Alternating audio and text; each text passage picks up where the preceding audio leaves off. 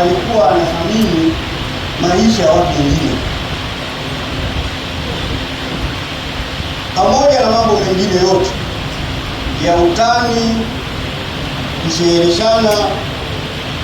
Mimi wasia wangu, inawezekana ikawa na mimi nafasi yangu imefikia, itafa leo au baadaye kesho, tuifanye Tanzania na tumfanye mpira mbezi zaidi kwenye masuala ya kutaniana kama wazee wetu walivyoenzi.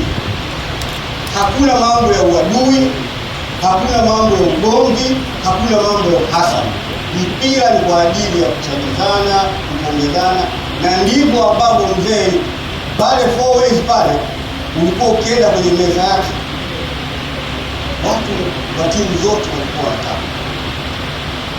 Nimeshangaa Alimayai baada ya kutaja timu kubwa yenye historia kubwa kuliko timu nyingine zote Tanzania, kwenye mfano akaanza kusema hata wachezaji wa Mtibwa, alafu ndo akahitaja Simba.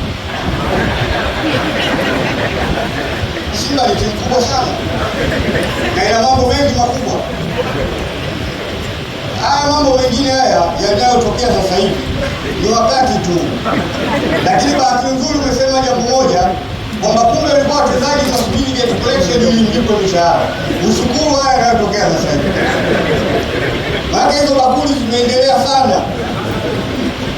Na mimi nilitegemea hata ni mwandishi mseme kwamba timu ambayo imepitia kwenye saumu kali zaidi katika hii nchi ni hii timu ambayo mzee alikuwa anaipenda, na naamini kama angepata nafasi nyingine ya kusema, anasema jamani, mimi najutia sana kujiunga na hii.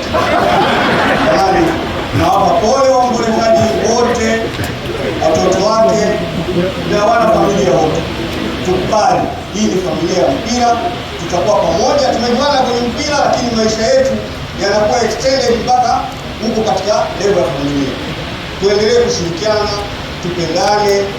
Mimi wala ukiniona naweza katokea siku moja nimesikia unasema mambo ya Ufaransa hapa na huko, ukikuta sijui mlango wa treni nielekeze bana, mlango huu hapa, utanikumbuka kama tulikuwa pamoja.